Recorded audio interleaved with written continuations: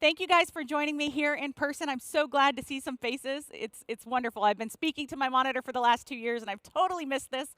So I'm like on an energy high from this. It's great. And those that are joining us at home, I appreciate it. My name is Monica Rathman. If you don't know me already, I am a consultant with Denny Cherry and Associates. We're here for your performance tuning checklist. I am very involved in the community, Microsoft MVP. You can find everything about me at SQLespresso.com. This slide deck, some recorded versions of this, as well as all my other slide decks are available for you to download at the website. Feel free to do so. I did upload this one to Sessionize already, so you can download that and follow along if you'd like to do so as well. Reach me on Twitter. That's the best place to hit me up. It's also the best place to find all the SQL family there that are willing to answer questions for you for free at any point in time if you need help on anything. There is a thing called the SQL Help hashtag. It is awesome. It is monitored by MVPs, people from Microsoft, people in the community, all ready to help you solve your problems for what? For free online, right? So take advantage of that. And again, you can find me at SQL Espresso. My presentation rules. This is really important to me.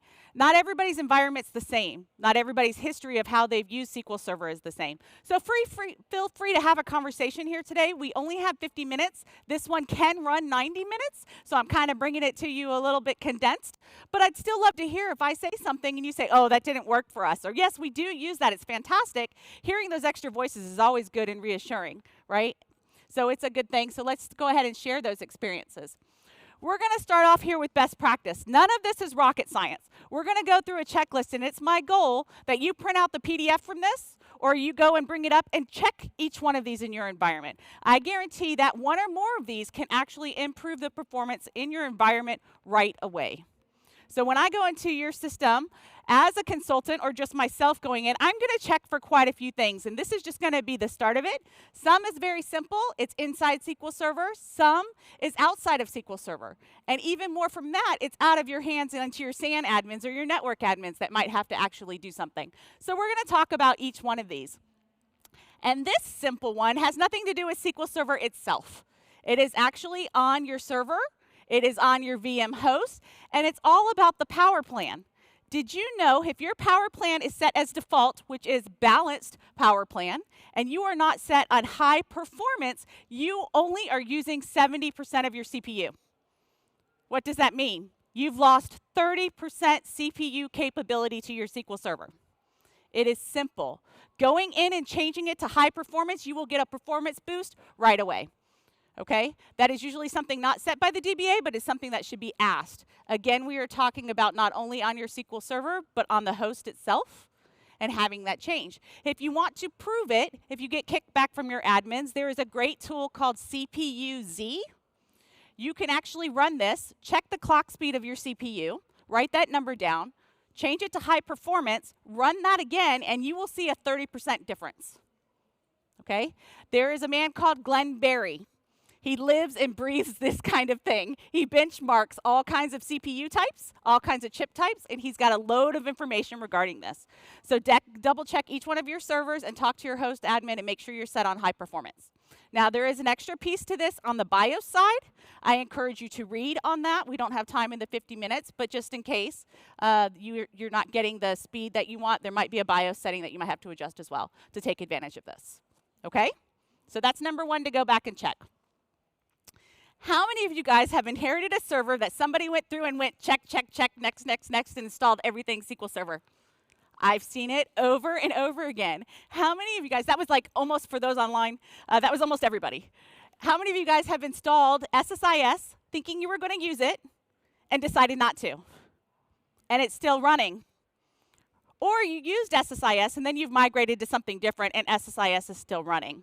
Anytime your server looks like this, your engine is not taking advantage of all the available resources on the box. I'm an engine girl. I want my stuff to run as fast as possible. And if I'm sharing resources with any of these other services, then I am not getting the full benefit to my engine.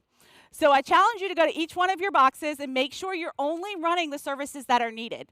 I do know that some people do have to run SSIS on the same box of their engine because of licensing, right? There was a reason to do that. If you can do your engine alone, I highly recommend that because I am all about the engine and I want it to have every resource possible, like I said. So go through each one of these, make sure you're only running the services that you need, have the conversation on whether you can turn them off. Make sure you're disabling them. Don't allow them to restart on reboot, because you may turn it off, everything's running fine and dandy, you do some patching, and all of a sudden these things are running again and you have issues. We're going to talk about some of those shared resources as we move on to memory, and we'll see on how that makes a difference. Okay, so that's number 2. Next, patching. Patching. When it comes to patching, everybody talks about Windows patching, right? Blocking from ransomware, anything else that you can do to prevent security breaches. But to me, I challenge everybody to think about patching having to do with performance. Anybody read every KB article that comes out with every CU that's out? You might glance at it, or you might have to do some Googling to figure out if there's a KB or some kind of CU that will fix something, right? But did you know in every CU or service pack that's released, performance changes are happening? Bug fixes are happening? There are some ones specific to TempDB that were released in 2016 and 2017, and then I believe there's one for 2019 right now, that you could be having TempDB issues, and it's solved just by going up to the next service pack. Okay? So staying on these, I want you to make sure, one, remember, performance is gained with every service pack that or CU that is applied. And you can check the KB articles and see, because they break it down into each category of things that are applied, right? Second thing is, if you're on the RTM level, please do not raise your hand because I don't want to know, but if you're on the RTM level, right, that could have a lot of bugs in it, and you need to make sure you're on to the first service pack, especially optimizer changes that happened in SQL Server 2016 SP1. There was a big introduction and change just by going to that first one that made a big difference in performance. Okay? Support. Did you know SQL Server 2012 is going out of support this summer? That means, unless you buy the extended support, if you have a problem, major corruption, or something that cannot be fixed, you pick up the phone to call Microsoft and say, hey, we got a downtime event, we're in trouble. They'll ask what version you're on. If it's not supported, they'll say, thank you, that was $350, and you're on your way and you're still stuck. So support makes a huge difference when it comes to that. Now let's talk about the other people that are involved in this. You've got NIC cards, you've got VMware, you've got lots of controllers, you've got lots of different things that help communicate with SQL Server and get that data traveling back and forth to everywhere it needs to go. Those need to be made sure that they are on the right service pack level, because they could have bugs just as well as SQL Server that could be slowing things down for you. And we have seen that when it comes to NIC cards and on the vSphere side or different levels that can make a big difference on how SQL Server runs based on these. So having conversations with your entire team on how your patching and your upgrades flow is a huge thing. Do any of you guys know what VM level or what level your NIC cards are on, or what type of NIC cards are running, or anything like that? Those are kind of things that you might want to expand upon that can make a big difference for your performance. Okay? So memory. This is huge. The more data we can fit into memory and properly optimize, the faster SQL Server is going to go, because we can reuse that data over and over again and return results faster. So as a DBA, we need to make sure we have it configured correctly. Right? This is either whether you're in the cloud or you're local, or however you've got it on a host or whatever it is. So you want to make sure you've got the proper memory setting. And if you're looking at this default number, 214, blah, blah, blah, blah, blah, blah, blah, then you have not touched and given any love to the memory on your box. Okay? So you need to go through and figure out what number makes sense. Well, the community is wonderful, and lots of people have written scripts that allow us to do things and make ourselves look smart. There are lots of blogs out there. If you look up Jonathan Cahias or my coworker SQLRS, SQLRS.com, they have max memory scripts out there that will go and you can run it, and it will tell you what magical number to put in there. Makes you look really smart. And it goes through a lot of math. There's a lot of math and things to figure out how much to leave for the OS and how much should go to SQL Server. Now, how this works is that, say I have a box that has 32 gigs. I leave 4 gigs to the OS because I'm old school, right? It says start out with 4 and everything goes up to SQL Server. And then I start the box and we start using it. It will actually not take the 28 gigs, let's say, that I set for max memory until it needs the 28 gigs. Once it hits the 28 gigs, it's going to hold on to the 28 gigs. And that's how you know you've left it to the OS, and that's what the max memory of SQL Server is. Now, do you have to start a minimum memory, a min memory? There's yes and no's on theories on how you want to do that. I don't usually mess with it, but what it does is it says if I set it to 4, then it's going to quick grab the 4 and hold that first, and then grow from there. Okay? Now, did you guys know, one, if you have multiple instances, you've got to make sure you don't over-allocate that box. How many times have I gone onto a box, it had 32 gigs, they used the wonderful scripts to determine how much to do it, then they did that number, they added another instance, they ran the wonderful scripts again, they did that number, they added another instance, and they did it again, and all of a sudden they've over-allocated 96 gigs on the box, or whatever it was. So double check if you have multiple instances, what your total memory usage that you have for max memory set as. Okay, I've seen that many, many, many times. All right, also, again, those extra services, SSIS, SSAS, SSRS, do you know it does not share that with that max memory? It shares the memory with the OS. So let's say you only left 4 gigs to the OS. That 4 gigs is allotted to SSIS and your huge packages of moving data every morning with your ETL process, your reporting services that are running big giant reports. All of a sudden you're getting low Windows memory errors. That's because they're sharing it with the OS. Okay, so make sure you have those conversations and make adjustments to that max number if you are running those additional services. Now, can I tell you how much to give to those additional services? No, that I can't. I can't. It depends what your data usages are, how often you're running it. You can kind of watch and see how much memory and stuff and configure it within those applications. But just know it shares it, so keep that in mind. Now, lock pages in memory. Actually, did you guys know in October brand new guidance for max memory came out? SQL Server memory in October. I happened to find it in a conversation that I was having with a couple people, and I'm like, what? They're changing things. Yes, there are brand new ways and brand new math to calculate this max memory, including on when to use lock pages in memory. So please go out to the Microsoft Docs, look up memory in SQL Server, and it will go over all the new stuff. Now, what is different? It takes into account really large environments.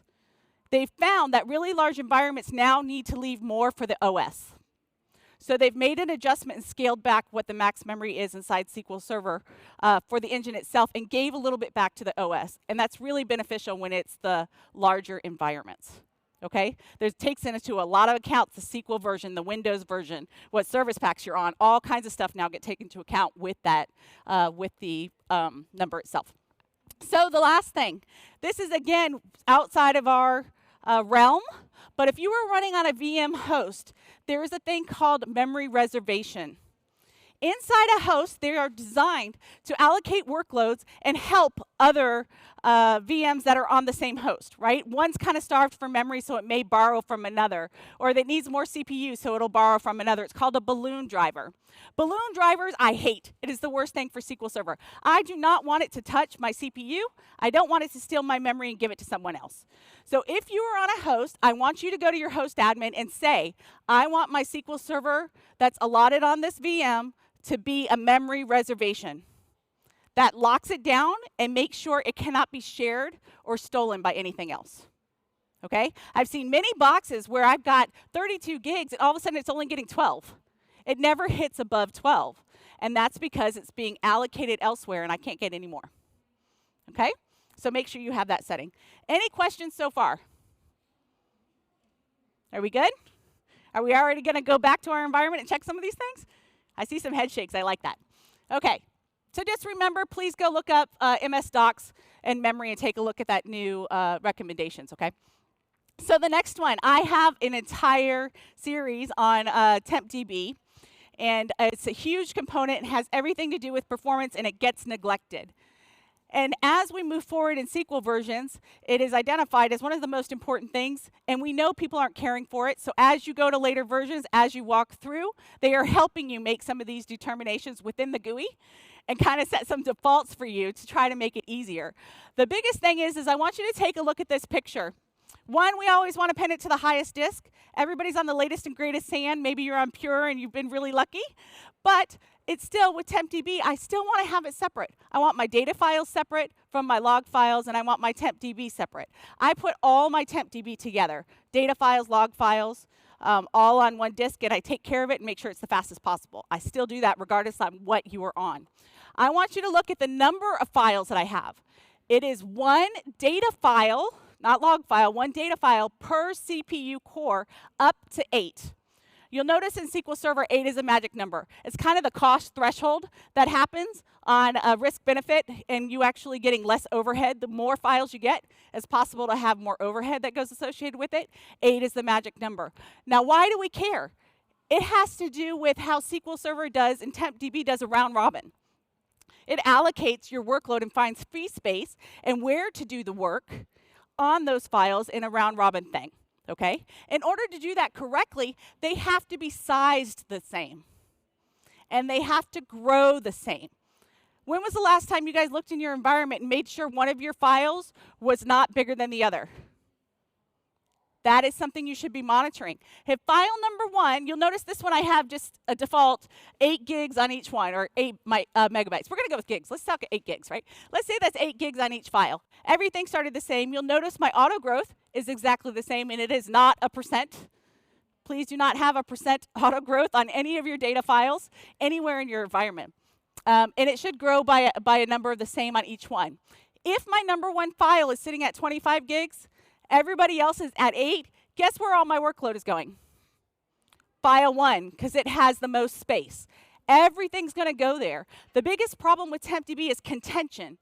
Everyone's fighting for the special pages that determine where to allocate the workload, and then once it tells it where to go to the workload, fighting for that space there. It's all about contention. How do we get rid of contention?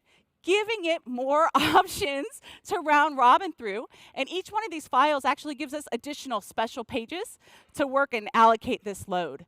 So again, if you have one larger than the other, everything's going to vie for that first one, or whatever the largest one is. Yes, sir?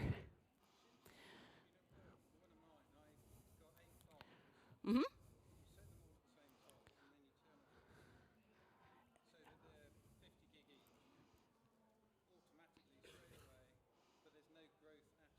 So this is always the biggest question. Do you go ahead and set your files at a specific size and don't have any auto growth? You pre-allocate your drive out and you just say it's going to be. So I always talk about this. I tell my SAN admin I want 500 gigs. Right? I want 500 gigs, and I'm going to go ahead and set them at 25 gigs apiece, and I have auto growth, and sooner or later I'm going to get to the 500 gigs, but I know I'm going to get there. And he says, no, you can't have that. You're crazy. That's too much. I go ahead, in that case, because I want 500 gigs, and I put 125 on each one of my files, and I take my 500 gigs. The problem with doing that and already allocating and doing no auto growth is I don't want to call at midnight when it runs out of space.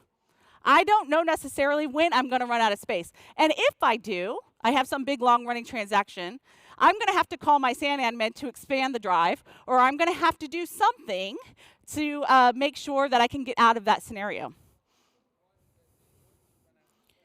You could have a big, giant transaction.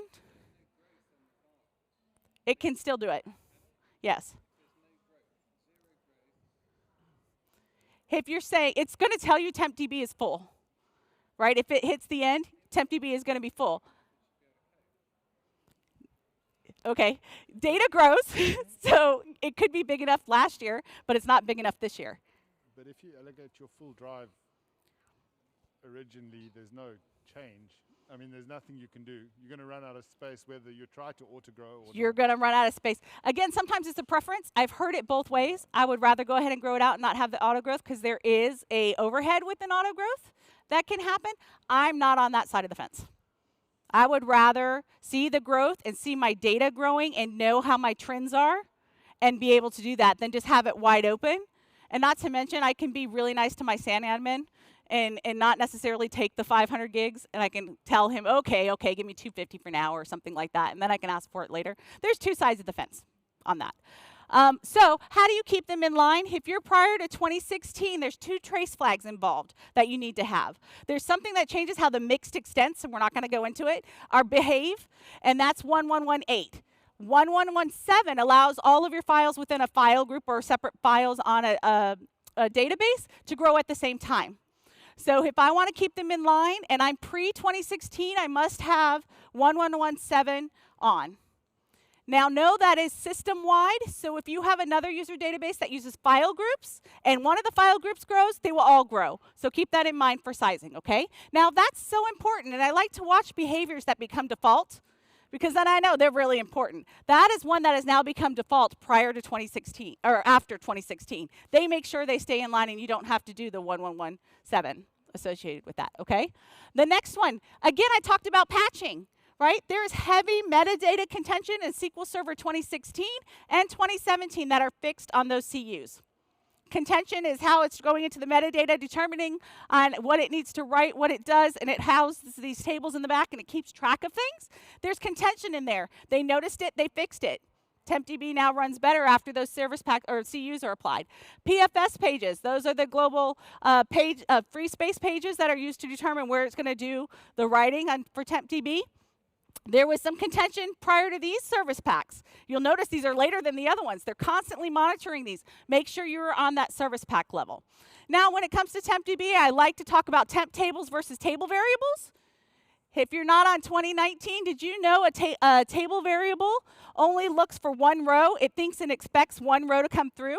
So your memory grants are based on that. Your nested loops or hash match join decisions are based on that. Parallelism can be based on that. All of that thinks only one row is coming through. So if you have a large table greater than one rows or whatever going through a table variable, you're not getting an optimized plan. Okay, there is a trace flag that you can do, not a global, don't do it globally because you can end up with a recompile storm that can happen, but you can actually mitigate some of that with trace flag 2453, and it does a precompile and starts to get real and estimated, or actual and estimated numbers closer together. Now, when you went to 2019, ta-da, they do this for you with deferred table variable decompilation. In which they do that precompile, and your table variables no longer expect one, it gets the actual and estimated back together, and your memory grants start to get better. Your plan decisions, the optimizer makes better decisions for you, you get better joins, et cetera, et cetera. So just keep in mind when it comes to that, there is a rescue on that, but you want to do it on a statement level. Okay? So parallelism. Parallelism is important. It's pretty much on how many threads, when it goes parallel, how many threads is it going to allow it to use in the parallel process? We know when we talk about serial, it's single-threaded. When it's parallel, it can be multi-threaded. We want to make sure we set that correctly so we don't start consuming all of the CPU threads available and somebody else has to wait for threads to be available to do its processing. Right? Everyone following me? We've seen these wonderful things called CX packet weights. Everybody's seen the CX packet weights, right? So when you look at an execution plan, and hopefully everybody's seen one, you'll see when you go parallel, it'll say it spawns out to like 4 threads. Well, when it moves to the next node, it's got to bring those back together, right? The idea of bringing it back together is the CX packet weight. So if everything's going parallel and you have 16 cores on your box, it's using 16 threads. It's got to bring all those 16 back together before it moves on in the process. CX packet weight. So as a DBA, you want to make sure you're making sure you're optimizing the setting. So I want you to look at your max degree of parallelism, max DOP, and you'll notice it prompts for it in the install for 2019 now. So it's so important, they're prompting everybody. So if you go back in your environment and it's set to 0, nobody's touched it and you have some work to do. Okay? There are some questions about NUMA and how you should be handling it by NUMA. You want to make sure you've got it set. I like to start off with half. So if I have 8 cores, I'm going to do 4. So I make sure my 4 and 4, the 2 NUMAs, get the equal amount. Make sense? So I like to do 4. You can go up to the to 8 logical processes. It's, again, a magic number. When you go over 8, some larger environments, your cost, benefit, and throttling can happen, and too many threads, too much CX packet weights going on. So I like to do half. Now, I want to caution you, when you change this in your environment, it will flush the cache. So don't do it midday because you're going to start to get more plans need to be warmed up in cache because you're going to zero it out and have to wait for that to happen again. Everybody clear on that? Now, there is a partner to this, and it's called cost threshold for parallelism. So what that does is tells the engine, when you hit this certain amount of cost, I'm going to let you go parallel. right?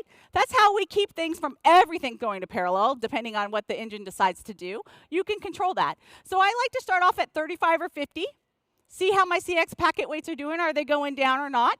If my CX packet weights are way high, I don't want to knee-jerk and just start messing with these numbers. It's not necessarily what you need to do to solve the problem, but it could be something that you might want to make your costs a little higher so less starts to go parallel. Okay, they work hand in hand. If that is set at 5 in your environment, you have work to do, and you can make a difference. Any questions on that? Again, magic number is 8. If you're dealing with NUMA, I like to do it in half and pick that and as a starting point, and then you can adjust from there. Anybody have any questions? Yes. If you're bound to NUMA,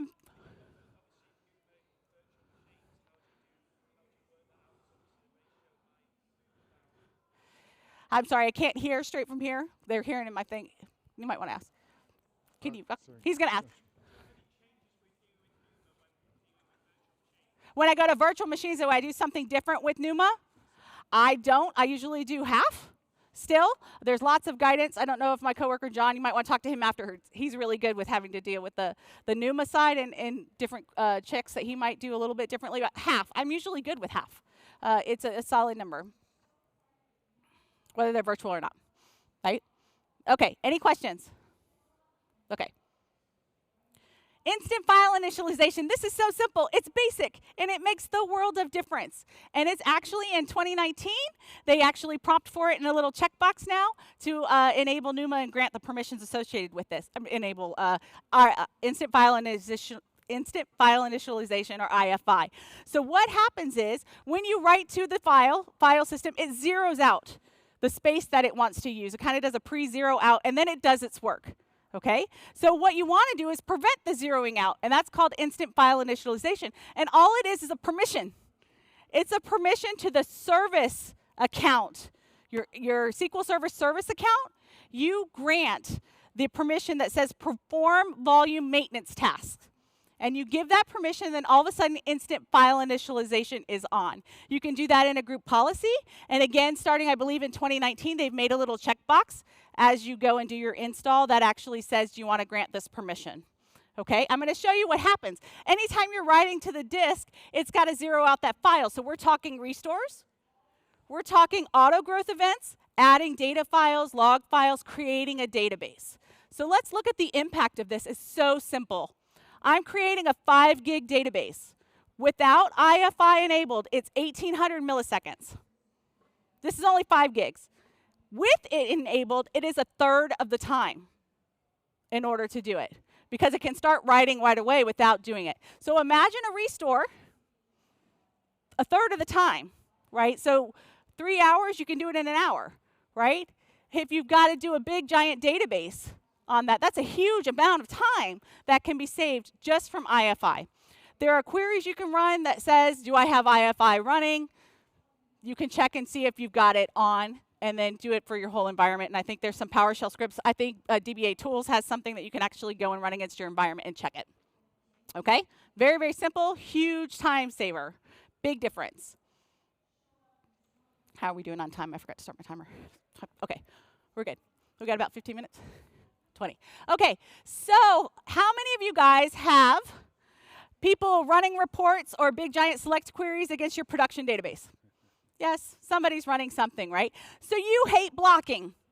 Everybody has blocking, right? Well, there is a magic button, I like to call it a magic button inside SQL Server, that is read committed snapshot isolation, RCSI. Readers can't block writers, and writers can't block readers. It goes away. Okay, these are isolation levels. Normal is read committed, and it will have blocking and locking associated that will prevent select statements, might prevent your update statements or your delete statements and your inserts and things like that. RCSI introduces this thing called Snapshot Isolation, and it uses TempDB, and you have these, trying to think of the word, version stores inside TempDB now that starts to track all of these changes, and when somebody has to do a select, it goes to the version store and gets the information. So your readers don't block writers and writers don't block readers. And it's really fast and really quick. There's this thing called a race condition that if you're in a really large volatile environment, that there could be a race condition and you might not get the right data, but that is an edge case, like edge case. This is so important that it is default in Azure SQL DB. Okay? So I always have this conversation about no lock. Everybody says, everybody meaning people say in the past or developers, they put no lock on every line because they don't want to have any blocking. They don't want to be responsible for blocking. And that is so wrong. Please don't ever do that. Don't do it, don't do it, don't do it. The only time you should be using no lock is when yourself are looking at like DMVs or something like that in the environment, but not in your code. Anytime you don't want dirty data, you don't need to be using no lock. Your solution to that is RCSI. And it's on a database level. Do not turn it on for TempDB because you'll have a version store of a version store and you're not going to be in good shape. Okay? But turn it on for your user databases. It will create that version store and start to read from that and manage it appropriately. You can actually see what's in the version store. There's DMVs for that. But you want to actually turn that on because your readers won't block writers and writers won't block readers. And if you have a third-party monitoring tool and you turn this option on the database, you will see immediately when you turned it on, because the blocking just disappears. Then you can remove all the no lock. Now, if no lock is on all of your stuff right now, it overrides RCSI. So do you have to remove no lock before you turn this on? No. But you need to start your cleanup process so you can take advantage of this. And it is the magic button, in my opinion, inside SQL Server. So important, again, default isolation level for Azure. I would love it to be default isolation level for every, yes. I'm going to come down here real quick. Forgive me. There was a problem in. So you turned on RCSI and your transactions weren't completed and being rolled back all the time. That's an interesting scenario. I've never actually heard that happen.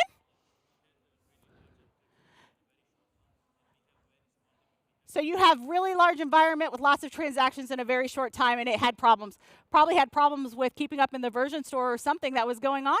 So that might be an edge case. There might be some tweaking or tuning that you can do. Have you ever talked to the CAT team or Microsoft about it? That might be something that maybe you can mitigate in different ways. But every environment is different. It may not work for your environment, but I can tell you about 98% it's going to make a huge difference in your world for doing that. So, but there are always edge cases to that. I would turn it on in a heartbeat. Okay? All right. Monica. Yes. I have a question from online. They ask about turning on RCSI in a data warehouse. Yes. Where the situation is queries are run during the day and loads are run at night. Yes. Yes, yes, yes, yes, yes. A data warehouse, I would be turning it on. Because you still got a bunch of select statements going on. You still have your, if you did your loading your data at the end, and you're not necessarily doing the inserts at the same time everybody's reading the data, I would still be turning it on.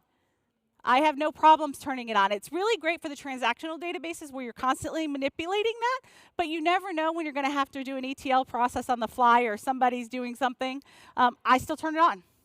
You may not see the full advantage that we might see in a transactional database, but I definitely would not tell you no.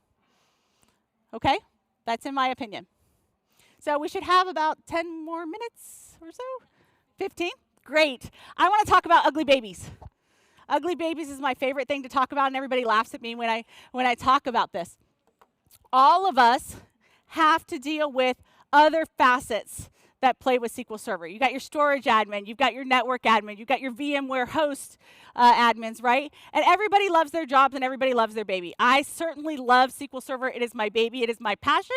I make sure I take care of it. And when somebody tells me something's wrong with it, I or somebody could take offense to that, and you're criticizing and telling me my baby is ugly, right? It is wonderful that SQL Server allows us to see everything that's going on performance-wise everywhere, right? We can see latency, we can see disk issues, we can see CPU issues, we can see things sometimes better than what the SAN can see because they may see it at a different interval, then we can get more granular and see stuff. So how many of you guys have gone to your storage admin and said, oh, you got something wrong because you are causing my latency, you need to fix this configuration and you're our problem and our bottleneck? They don't take it very well because you're calling their baby ugly. right? We've been there. I worked for a team in which I had SQL Server Golden. I knew things were great, but we had latency so bad. We were flooded inside our error logs with 15-second I/O messages, which means it took 15 seconds to process one thing, right? One record. And that was major issues, and it pointed to the sand. I can show you figures and numbers and prove that's wrong, right? I can prove where the issue is. If you guys know a guy named David Klee? David Klee is the man when it comes to virtualization in SQL Server, and it comes to VMware. He wrote the book and works with the product team. I called him because he's a friend of mine, and I said, David, please come look at this. I'm having a hard time convincing our admin that we have an issue. He said, Monica, I'll do that for you, no problem. I got permission from my boss. He logged in. He took a bunch of screenshots of configurations, showed me exactly what was wrong, told me how to fix it, and wrote it all up. And at the very bottom, he said, I did this for free because Monica is a valued member of the SQL Server community. I'm like, heck yeah, I'm going to get promoted. This is awesome. It's going to be great, right? No, guess what happened? I got written up. The VP called me in his office and was mad because the admin got pissed that I proved his baby was ugly. I showed that his entire configuration was wrong.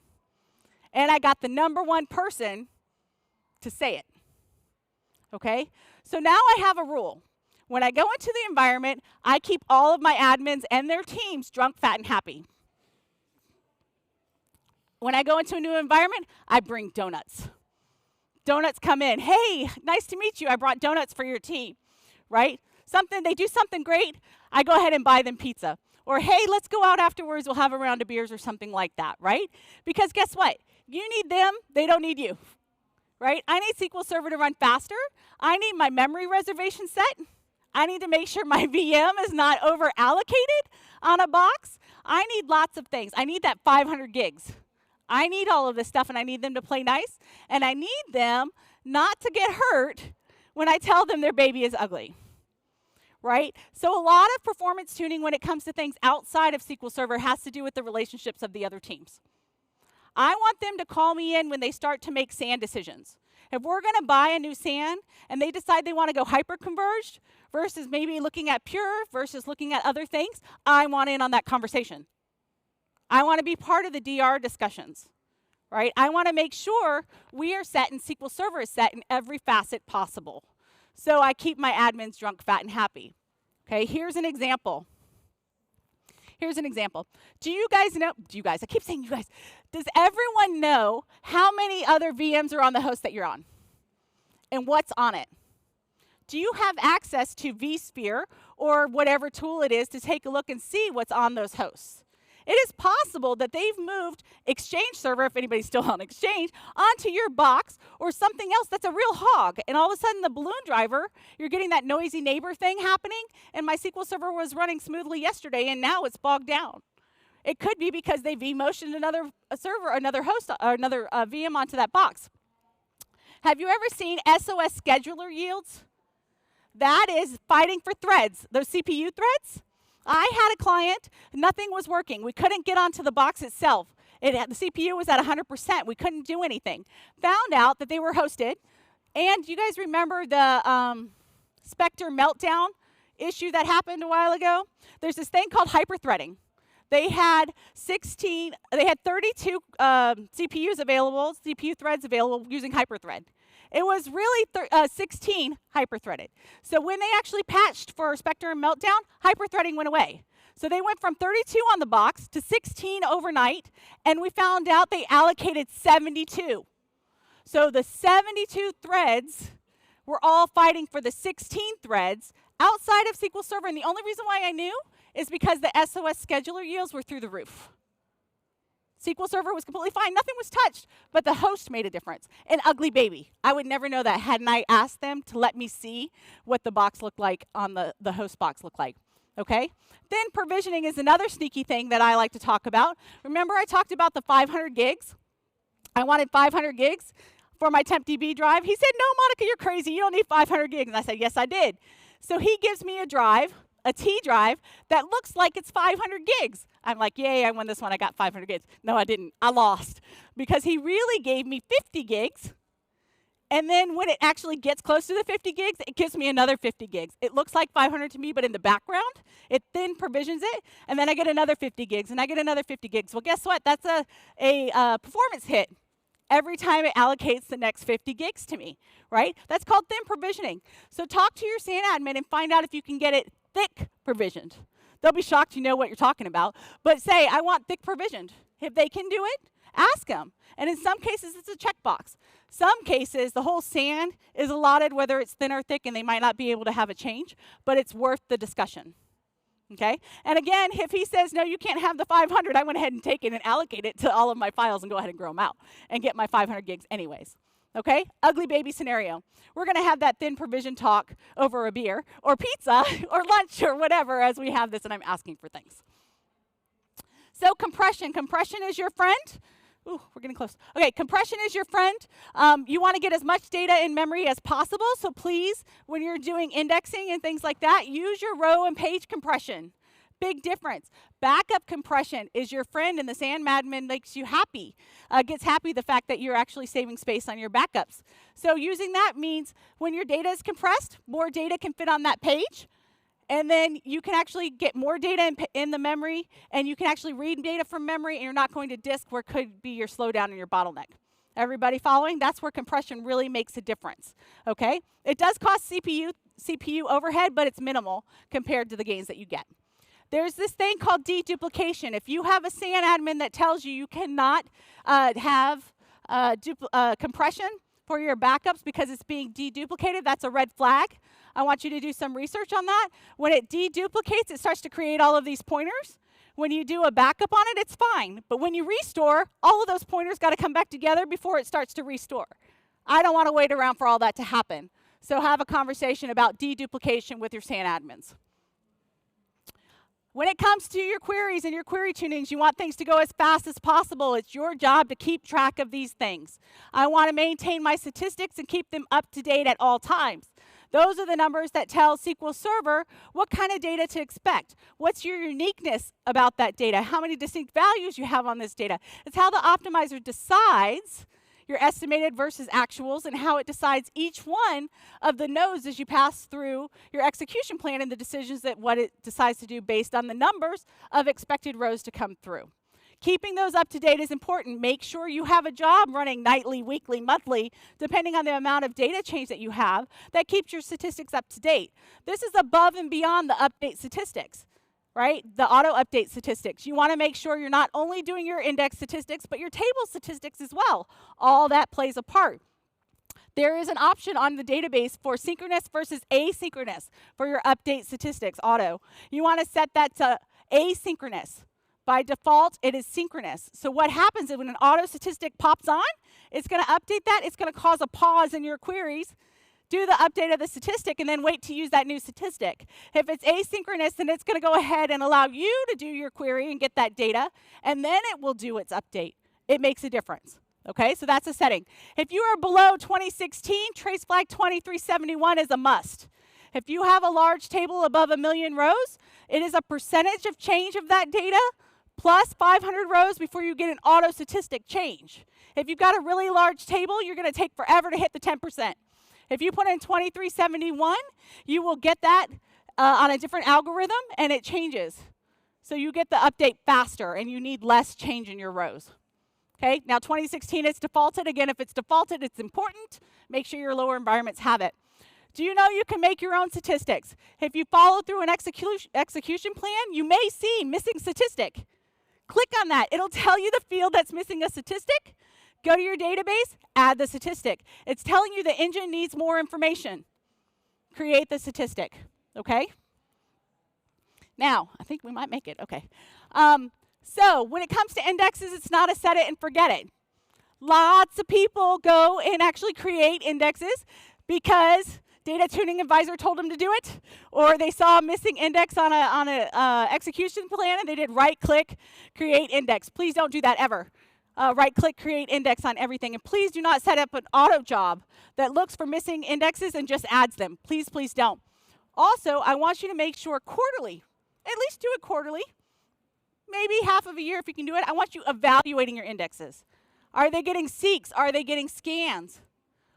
Are there duplicate indexes? Download all your indexes, all the index definitions, put them into an Excel spreadsheet, look at them and see if you've got duplicate indexes. Kimberly Tripp has a fantastic script that you can run and look for duplicates, but it's as simple as that. Scripting out your indexes, put them in Excel, you can see you have duplicate indexes. You should be going and looking in your environment on your index health. Look for unused indexes, script them off, delete them, have them just in case you have to put them back, right? Remember all the information coming from the DMVs that tell you your statistic information is reset on restart of the services. So don't do it after you've done a patch because you're not going to see that all the usage that truly happens. Keep in mind there's some financial indexes that happen quarterly. You don't want to script those off. Or you can script them off and put them in a job and then you just re-add them when you know they're used every year. Possibility. Any kind of indexes that you have creates I/O. When you do that and you create I/O, you want to make sure you minimize that. So writing to duplicate indexes is not great. Make sure you're cleaning this up. And then you want to make sure you consolidate indexes, those duplicate ones. Lots of duplicates end up having duplicated because you have these things called key lookups, right? You have an index that might have field 1 is A, and then it has included B and C, right? And then you see these key lookups in your environment. You'll see that here. You've got an index seek, you've got a key lookup, and then you go to the select. Well, what it's saying is that that key lookup had to go to your primary key and maybe get field D in there. If you actually added the included field D in there, then you would actually get rid of that key lookup. It would go straight from the index seek to the select. You can also look for those duplicates and see maybe you had one that had included column B and C and one that just had included column D, right? That's a duplicate index. You want to actually put B, C, and D all as one included column. You're down to one index and that key lookup is gone, right? Those are the type of things you should be looking at. If you go through anything in your execution plans and have to fix for performance, you want to get rid of sorts. If you can do sorting inside the application layer, please do it. If you can do sorting in the reports, which you know they're doing anyways, why are you returning the data sorted to them? Sorting is extremely expensive. When you're writing your code, everybody does order by to check their results, and then we move to the next block of code, and then we move to the next block of code. Make sure you're going back and get rid of those prior order statements you no longer need. That's overhead. It's a quick fix. So those key lookups and the sorts, you definitely want to do that. And the spills to TempDB, usually when you spill to TempDB, it's because you don't have a big enough memory grant. That means necessarily your estimated versus actual rows might be off. It didn't allocate enough memory to do the processing, and it had to spill to TempDB to do the work. Do you know how you fix that? First, memory grant feedback does that in 2017 and forward. But it's statistics. Update your statistics. Your estimated versus actual will get closer together, and you won't see that spill. And or use a temp table versus a table variable, and you might not see that spill. So when you go to execution plans, I know I ran through this fast because of timing. Those are the things I want you to look at. Okay? All right, we are out of time. I have 3 minutes. There's my QR code so you can put in the feedback. Do we have a question? Oh, no. Well, I have a question. Sure. Sorry. You were mentioning about the columns B, C, and D Yes. being included. Is it correct that included columns are not order specific? Included columns are not order specific. And don't tell me that I'm duplicating data because I've got included columns. That is a huge... I don't know who taught that, but included columns is pointers. It's telling it where to go to find the information. It's including that information. It is not double storing. It's the key fields that are actually taking the space and storing all of that, and that's where you kind of get more duplicates in there. You want, if you've got every single index starting off with status, and you have 4 indexes that are status and then another column and status and another column and a status and another column as your key ones, that's a duplicate index, right? So you can consolidate that and figure out what you need to do. But actually having included columns is not duplicating and creating tons of extra space. And I get a lot of people say, should I include every field? If I have a missing index and it wants to do every field, should I do that? One, go to your code. Are they doing a select star? Is the application asking for every field and they're really only putting 10 on the screen and they don't need them? That's the first conversation to have. After that, possibly. It depends. If it's going to make my query run much, much faster, and this query is run 1,000 times a minute, yes, I would. because I'm going to actually satisfy that query without having to do a key lookup and that extra primary key and that extra nested loop. It makes a huge difference. But it all depends, right? Any other questions? No? I know that ran fast. I'm SQL Espresso for a reason. I talk really fast, and I'll never slow down. It just doesn't work. But I do have this on the session eyes that you're welcome to do. I do have it recorded a couple places. There are some hidden slides that I obviously did not have time for. When you download it, you'll get a bit more information, but please take a look at that. And if you have any questions now or after, feel free to hit me up on Twitter or catch me at the conference. I'm willing to help. Okay?